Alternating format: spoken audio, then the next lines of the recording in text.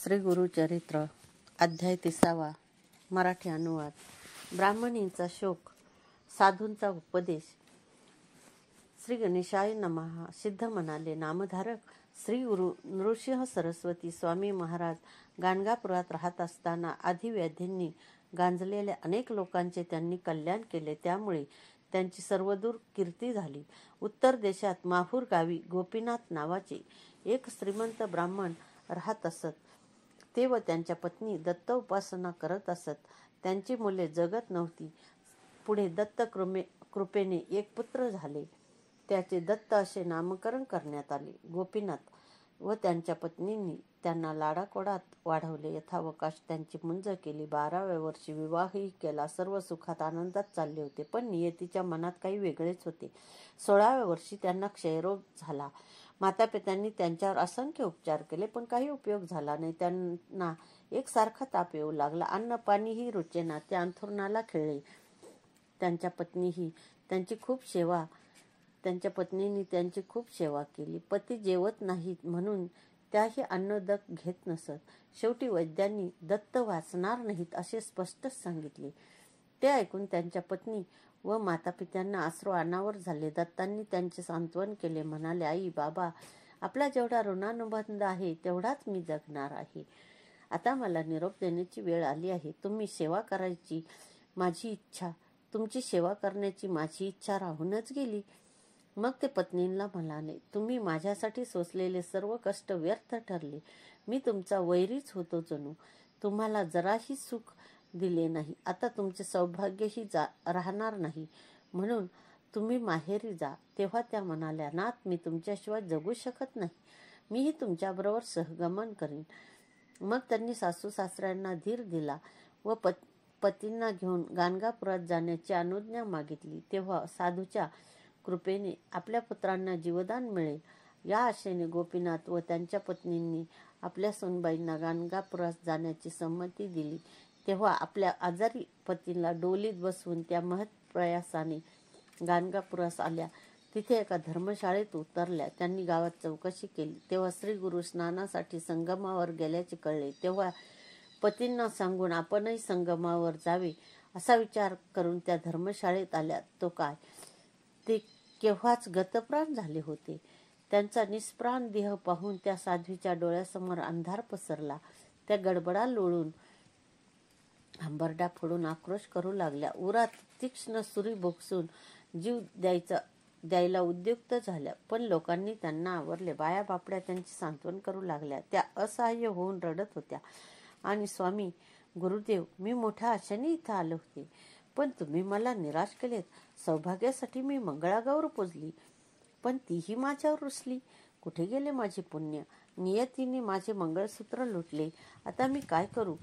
या दुःखद वृत्ताने माझे सासू सासरे प्राणत्याग करतील. अशा प्रकारे मी 3 हत्यांना कारणीभूत ठरेन. लोक माझी निंदा करतील. आता हे जगणेच नको असे म्हणून दुःख व्यक्त करत होत्या. तेवढ्यात तिथे एक जटाभस्म त्रिशूळधारी साधू आले. ते त्यांना म्हणाले, कन्या, नियतीच्या इच्छेनेच सर्व काही घडत असते. तुम्ही कितीही शोक केला तरी तुमचे पती जिवंत होणार नाहीत. प्रत्येक जीव आपापल्या प्रारब्ध कर्मानुसार जन्मतो, सुख दुःख भोगतो आणि मरतो. पूर्वकर्म भोगल्याशिवाय कोणाचीही सुटका होत नाही. सर्व सृष्टी मायेने व्याप्त असल्यामुळे जन्मल्याबरोबर नाती गोती जोडली जातात आणि मृत्यूने त्यांच्यावर पडदा पडतो. जाणाऱ्याबद्दल जेवढी भावनिकता जोडलेली असते त्या प्रमाणात मागचा दुःख करतो. संसार स्वप्नवत आहे, चंचल आहे, सतत भ्रमित करणारा आहे. काळ देवदिकांनाही सोडत नाही. तिथे माणसाची काय व्यथा? तुमचे अनेक जन्म झाले आहेत, तेव्हाही तुम्ही कोणाच्या तरी पत्नी होतात. त्या जन्मातल्या पतीची आठवण काढून तुम्ही आज रडता का? नाही ना? मग आताही रडू नका. हा देह काय आहे? पंचमहाभूतांचा गठ्ठा, मलमूत्रांचा आगार. यातून प्राण गेला की दुर्गंधीने भरलेले जड द्रव्य. याचा काय मोह धरता? तुम्ही कोण आहात? कुठून आलात? तुमचे स्वरूप कसे आहे? या गोष्टींचा विचार करा. इथे आपणच आपले हित साधायचे आहे. याशिवाय या भवसागरातून सुटका होत नाही. ते ऐकून ब्राह्मणींचा शोक काहीसा कमी झाला. त्यांनी साधूंना वंदन केले आणि म्हणाल्या, महाराज, तुम्ही माझा उद्धार करा, मला मार्ग दाखवा, तुम्ही सांगाल तसेच मी वागेन. या अध्यायाची फलश्रुती आहे, पतीविषयी वाटणारी चिंता दूर होईल, पती सहवास लाभेल. अशा रीतीने अध्याय संपला. गुरुचरित्र अध्याय 31. मराठी अनुवाद. पतिव्रतेचा आचार धर्म. श्री गणेशाय नमः. सिद्ध म्हणाले, नामधारक, तुम्ही साधूंनी पतींच्या मृत्यूने व्यथित झालेल्या ब्राह्मणींचे सांत्वन केले. त्यानंतर पती हयात असताना व तो मेल्यावर स्त्रियांच्या आचरणाचे धर्मशास्त्रानुसार पुरातन कालापासून चालत आलेले नियम कथन केले. म्हणाले, साध्वी, स्कंद पुराणातील काशीखंडात एक पुरातन कथा आहे. महामुनी अगस्ती काशी क्षेत्री राहत होते. लोपामुद्रा या त्यांच्या पत्नी त्या महाज्ञानी आणि महापतिव्रता होत्या. विंध्य पर्वत हा अगस्तीचा शिष्य. एकदा नारदांनी त्यांची भेट घेतली, त्याच्या देखण्या स्वरूपाची स्तुती केली आणि मेरू एवढी उंची नसल्यामुळे तुझ्या अस्तित्वाचा प्रभाव पडत नाही असे म्हणाले. ते ऐकून त्याला राग आला. त्याने आपली उंची इतकी वाढवली की सूर्याचा मार्गच अडला, दक्षिणेस अंधार पडला, त्यामुळे यज्ञकर्मे बंद पडली, सृष्टीत हाहाकार माजला. तेव्हा इंद्रादी देवांनी व ऋषींनी ब्रह्माजींना भेटून उद्भवलेल्या संकटाबद्दल सांगितले. ते म्हणाले, तुम्ही अगस्तींना भेटा, त्यांना त्यांच्या शिष्याचा प्रताप सांगा, त्यांना दक्षिणेस जाण्याची विनंती करा. त्यांना पाहून विंध्य नमस्कार करेल. तेव्हा त्यांनी त्याला, मी परत येईपर्यंत तू उठून उभा राहू नकोस असे सांगावे. याच उपायाने त्याची उंची रोखता येईल.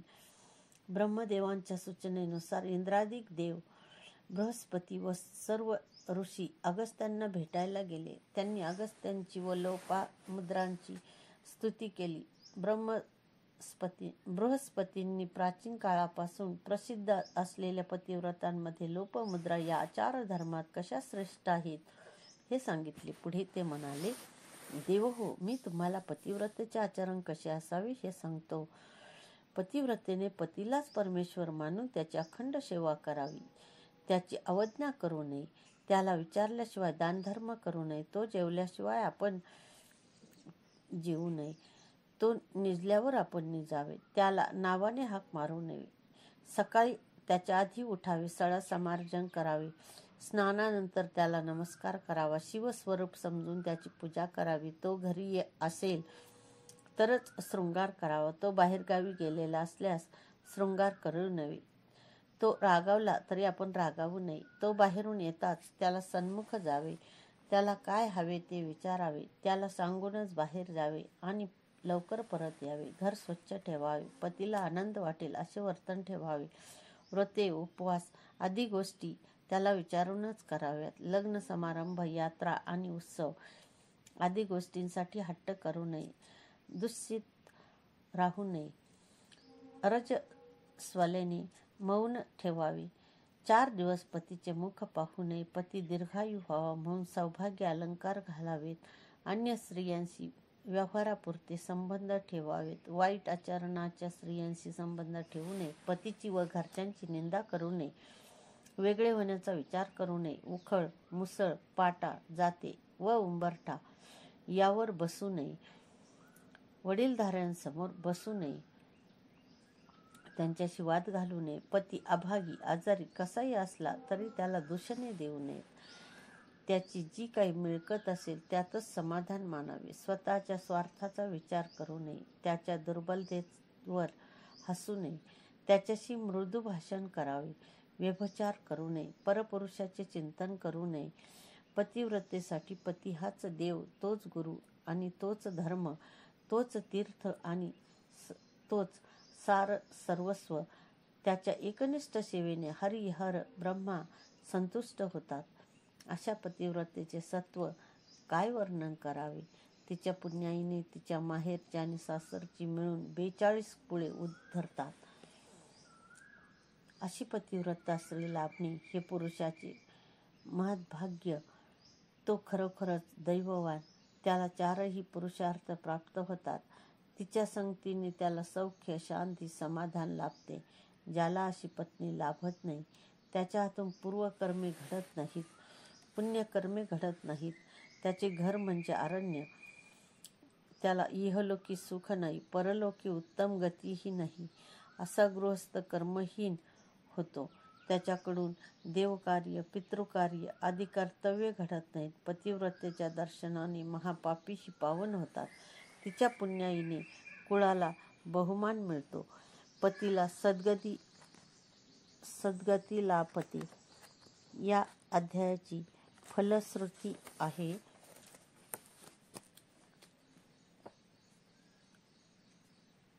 पतीविषयी वाटणारी चिंता दूर होईल. पती सहवास लाभेल.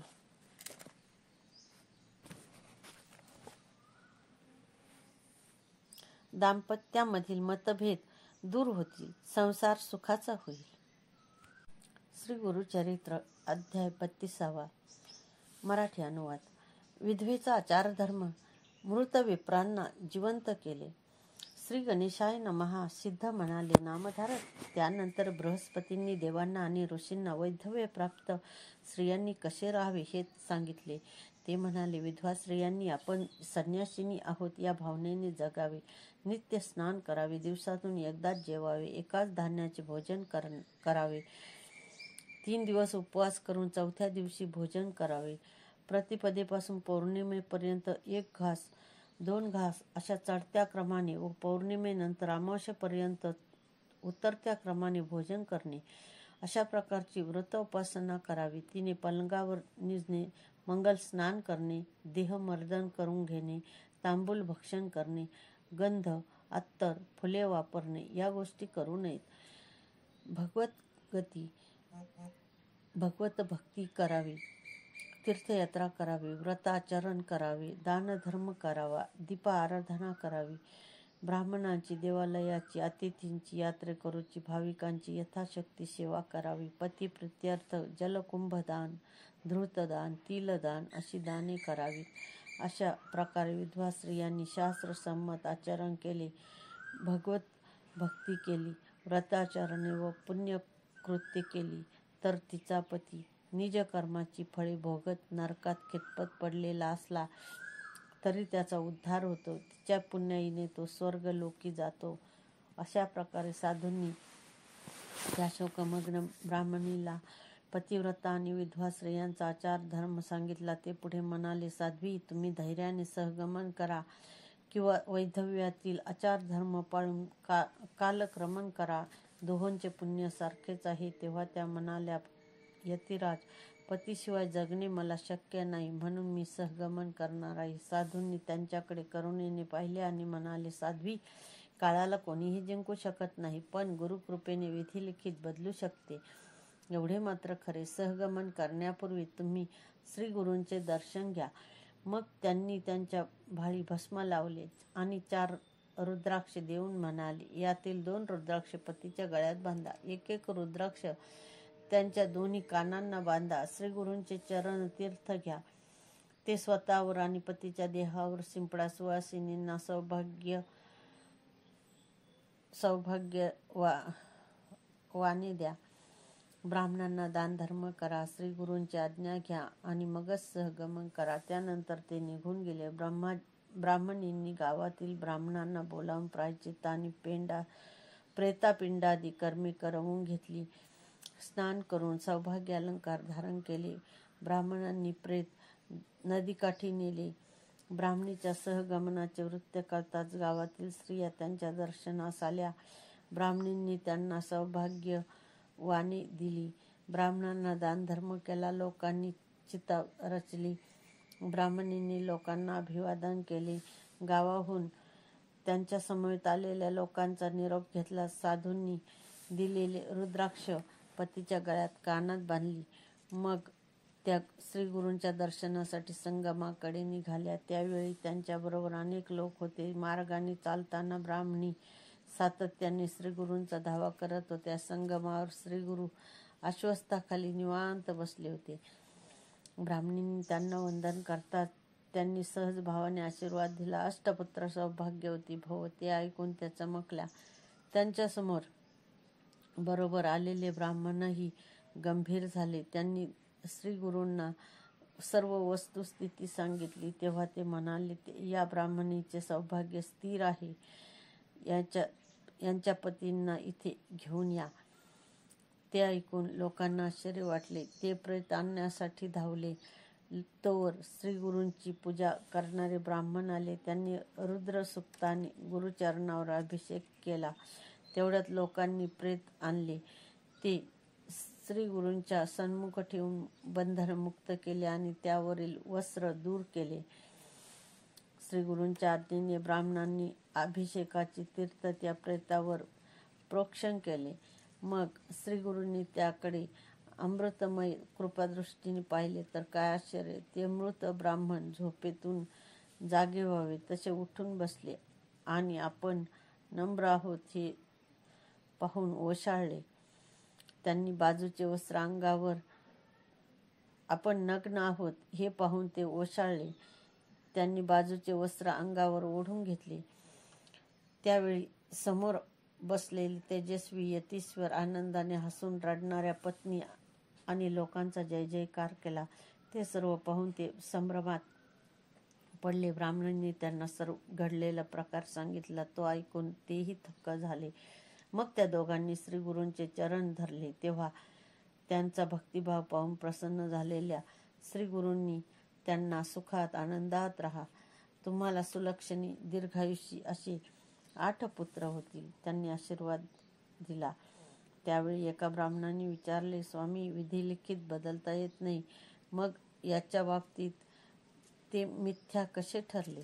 श्रीगुरू म्हणाले, या ब्राह्मणी माझ्यावर विश्वास ठेवून इथे आल्या होत्या आणि शरणागताचे रक्षण करणे हे माझे ब्रीद असल्यामुळे मी ब्रह्मदेवांना विनंती करून त्यांच्या पुढील जन्मातील 30 वर्षे उधार मागून घेतली आहेत. ते ऐकून लोक तटस्थ झाले आणि गुरुकृपेचे सामर्थ्य पाहून श्रीगुरूंचा जय जयकार करू लागले.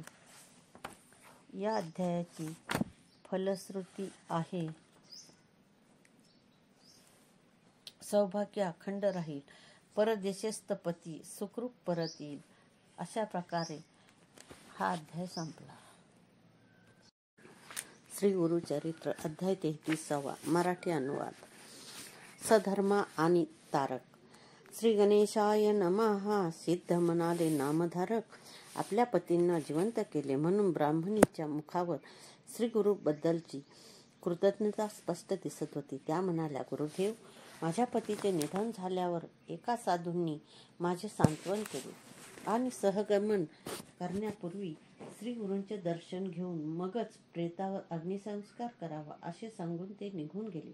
त्यांनी माझ्यावर मोठे उपकार केले आहेत, मी त्यांना कधीच विसरू शकत नाही. तेव्हा श्री गुरु म्हणाले, साध्वी, आम्हीच त्या साधूचे रूप घेऊन आलो होतो आणि आम्हीच ती रुद्राक्षे दिली. रुद्राक्षाचा महिमा खूप मोठा आहे. रुद्राक्ष धारण केल्याने पापे नाहीशी होतात. रुद्राक्षाची पूजा केल्याने लिंगार्चनाचे पुण्य मिळते. ते धारण केल्याने 4ही पुरुषार्थ साध्य होतात आणि शिवलोकी सद्गती मिळते. आता रुद्राक्षाचा प्रभाव स्पष्ट करणारी एक पुरातन कथा सांगतो, ऐका. सधर्म हे काश्मीर देशाचे राजा भद्रसेन यांचे पुत्र, तारक हे त्यांच्या प्रधानजीचे पुत्र. सधर्म व तारक एकाच वयाचे होते. त्या दोघांमध्ये चांगली मैत्री होती. ते दिवसभर एकत्रच असायचे. ते दोघेही शिवभजन करायचे, सर्वांगाला भस्म लावायचे आणि रुद्राक्षाच्या माळा घालायचे. त्यांना राजवैभव, उंची, वस्त्रालंकार यात जराही रुची नव्हती. मातापित्यांनी आग्रह करूनही ते ऐकत नसत. त्यामुळे राजा आणि प्रधान दोघेही चिंताग्रस्त होते. एकदा त्रिकालज्ञानी पराशर ऋषी भद्रसेनांना भेटण्यासाठी आले असता राजांनी त्यांना सधर्म आणि तारक यांचे आचरण सांगितले. पराशरांनी त्या दोन्ही मुलांचे दिव्य दृष्टीने अवलोकन केले आणि म्हणाले, राजा, या दोघांच्या वर्तणुकीचे रहस्य त्यांच्या पूर्वजन्माशी निगडीत आहे.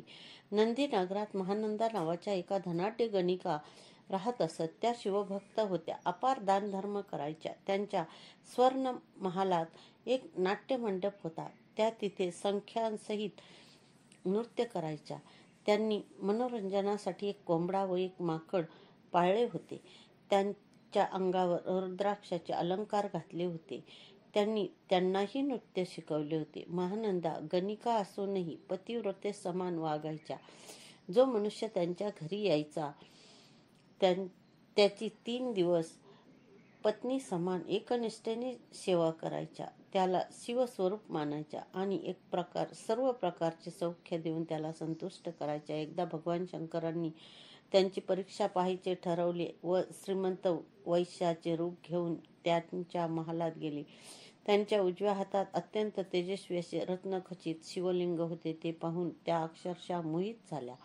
त्यांच्या सख्यांनी त्यांचे उत्तम आदरातिथ्य केले. महानंदांनी त्या वैश्यांना, हे शिवलिंग मला देणार असाल तर मी सूर्य आणि चंद्र यांना साक्षी ठेवून 3 दिवस तुमची पत्नी होण्याचे वचन देते असे सांगितले. त्यांनी ते शिवलिंग त्यांच्या हाती दिले आणि म्हणाले, हे लिंग माझा प्राण आहे, हे जपून ठेवा. याला हानी पोहोचली तर मी प्राणत्याग करीन. ते मान्य करून त्यांनी ते शिवलिंग नाट्यमंडपाच्या मध्यवर्ती स्तंभाला टांगून ठेवले. मध्यरात्री महानंदा वैश्याशी प्रणय क्रीडेत रममाण असताना शिवसंकल्पाने त्या नाट्यमंडपाला अचानक मोठी आग लागली. महानंदाच्या सेवकांनी व लोकांनी ती विझवण्याचा प्रयत्न केला, पण उपयोग झाला नाही. त्या अग्नीत त्यांनी पाळलेला कोंबडा, माकड आणि ते शिवलिंगही दग्ध झाले.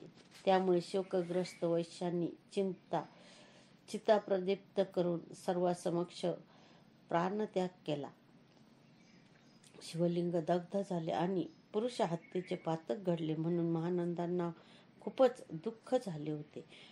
पतिव्रता धर्मानुसार त्यांनी सहगमन करायचे ठरवले. त्यांनी सर्व संपत्ती ब्राह्मणांना दान केली. आपल्या मातोश्रीचा व बंधूचा निरोप घेतला. सेवकांना चिता प्रदीप्त करायला सांगितले आणि शिवनामाचा घोष करून त्या धगधगत्या अग्निकुंडात प्रवेश केला. तर काय आश्चर्य, त्या अग्नीतून भगवान शंकर प्रकट झाले. त्यांनी त्यांना वरचेवर झेलले. त्यांच्या सामर्थ्याने अग्नी शीतल झाला. शिवजींनी त्यांना खाली ठेवले आणि म्हणाले, महानंदा, तुमच्या धैर्यावर आणि भक्तीवर मी प्रसन्न आहे, म्हणून वरप्रसाद मागून घ्या. महानंदांनी त्यांचे पाय धरले आणि म्हणाल्या, प्रभो, आता जन्म मरणच नको मला.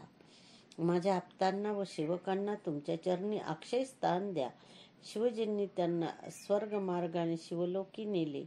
त्यांना, त्यांच्या दासदासींना व परिवाराला मुक्ती दिली.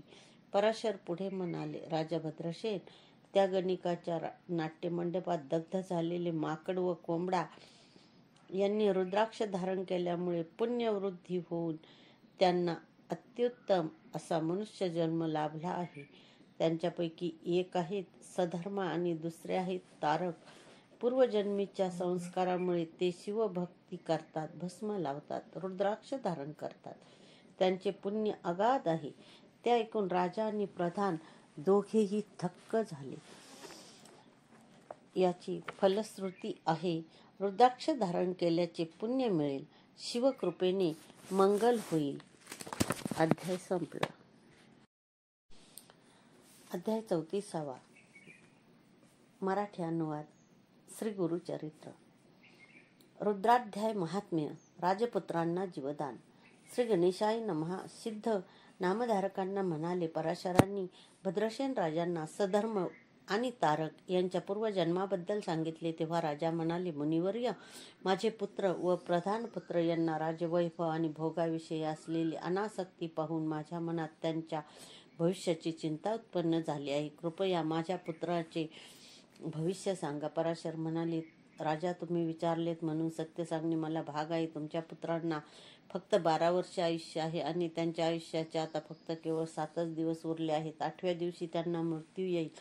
हे ऐकून राजा राणींना धक्काच बसला. ती दोघे धाय मोकलून रडू लागली. त्यांनी पराशरांना राजपुत्र सधर्मांना वाचवण्यासाठी काहीतरी उपाय सांगा अशी कळवळून प्रार्थना केली. तेव्हा ते म्हणाले, राजा, घाबरू नका.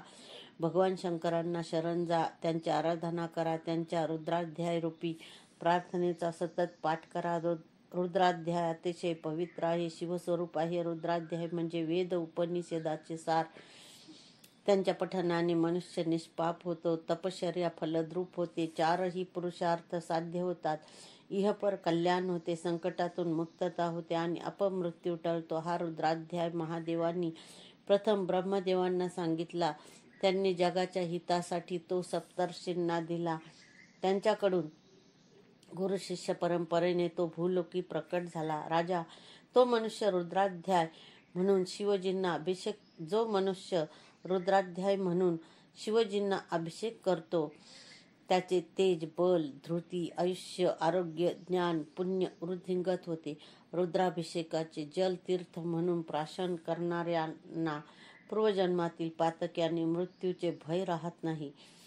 आपल्या हातून नकळत एखादे दुष्कृत्य घडले तर रुद्रपाठ करून प्रायश्चित्त घ्यावे. रुद्रपाठ करणाऱ्यांच्या वाटेला यमधर्म कधीच जात नाहीत. रुद्रपाठकाला शिवलोकी सद्गती मिळते. म्हणून मी सांगतो तसं करा. 100 विद्वान ब्राह्मणांकडून रुद्राची 10,000 आवर्तने करवून घ्या. शिवप्रभूंना अखंड जलाभिषेक करा. त्या जलाने तुमच्या पुत्रांना स्नान घाला. ते तीर्थ त्यांना प्यायला द्या. त्या योगे ते दीर्घायुष्य, धुरंधर आणि कीर्तिवंत होतील. तेव्हा भद्रसेनांनी पराशरांना रुद्रानुष्ठानाचे पौरोहित्य करण्याची प्रार्थना केली. 100 ब्राह्मण बोलवले. अनुष्ठानास विधिवत प्रारंभ झाला. एका पुण्यवृक्षाखाली 100 कलशांची स्थापना करण्यात आली. राजांनी संकल्प केल्यावर विप्रजन आवर्तनास बसले. शिवजीवर अभिषेकांची सतत धार धरण्यात आली. त्या जलाने राजपुत्रांना स्नान घालण्यात आले. ते अनुष्ठान 7 दिवस अव्याहत चालू होते. 7व्या दिवशी अनुष्ठानादरम्यान राजपुत्रांना अचानक मूर्छा आली. पराशरांनी त्याच्यावर अभिषेकाचे जल शिंपडले आणि रुद्रपाठ करणाऱ्या ब्राह्मणांनी दिलेल्या मंत्राक्षरात टाकू लागले. त्यामुळे राजपुत्रांचे प्राणहरण करण्यास आलेले यमदूत त्यांच्याजवळ येऊ शकले नाहीत. त्यांनी टाकलेले सर्व पाश व्यर्थ गेले. तेवढ्यात अनेक तेजस्वी शिवदूत तिथे धावत आले. त्यांनी यमदूतांना मारून पिटाळून लावले. राजपुत्र शुद्धीवर आले. पराशरांनी संकट टळल्याचे सांगितले. ते ऐकून राजा राणीचा जीव भांड्यात पडला. लोकांनी मोठा आनंदोत्सव केला.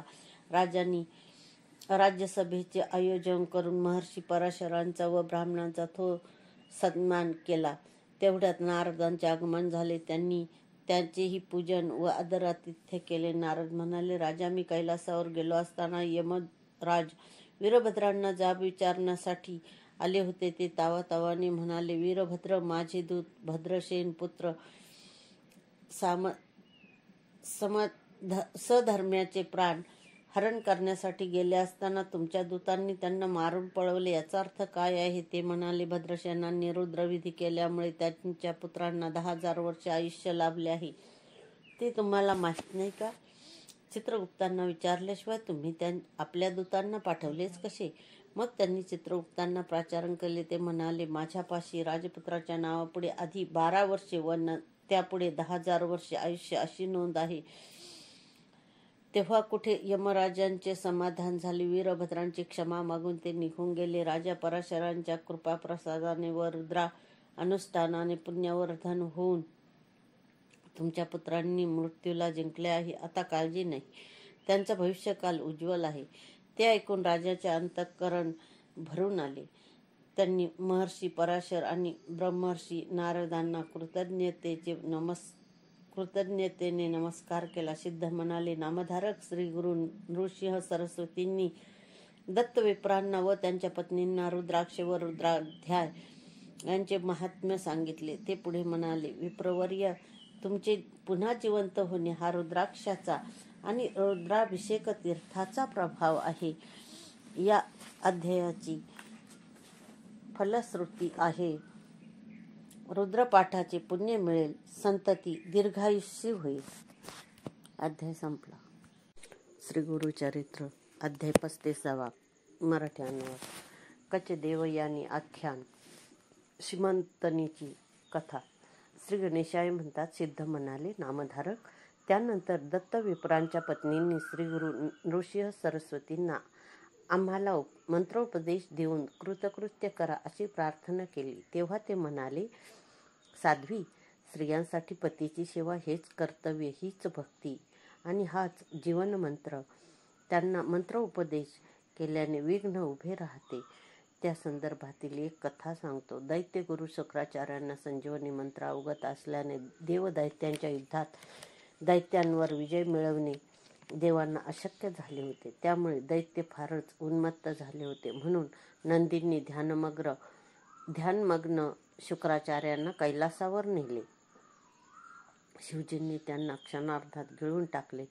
त्यानंतरचे कित्येक दिवस ते त्यांच्या पोटातच होते. कालांतराने ते शिवजींच्या मूत्रमार्गाने बाहेर पडले. त्यामुळे त्यांना भार्गव हे नाव पडले.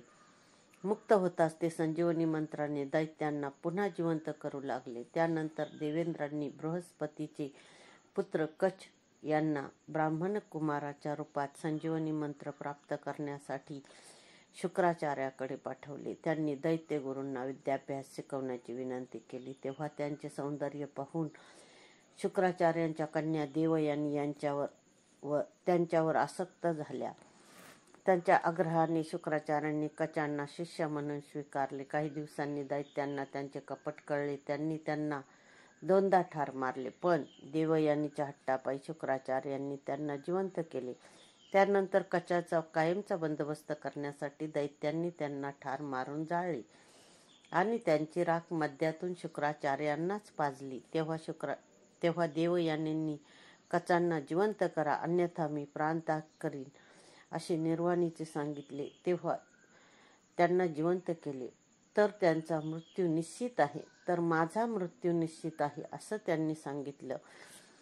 शेवटी त्यांनी नाईलाजाने देवयानींना संजीवनी मंत्र शिकवला. शुक्राचार्याच्या पोटात असलेल्या कचांनी तो तात्काळ आत्मसात केला. देवयानींनी कचांना जिवंत केले. ते शुक्राचार्याचे पोट फोडून बाहेर आले. त्यानंतर त्यांनी मृत झालेल्या आपल्या पिताजींना जिवंत केले.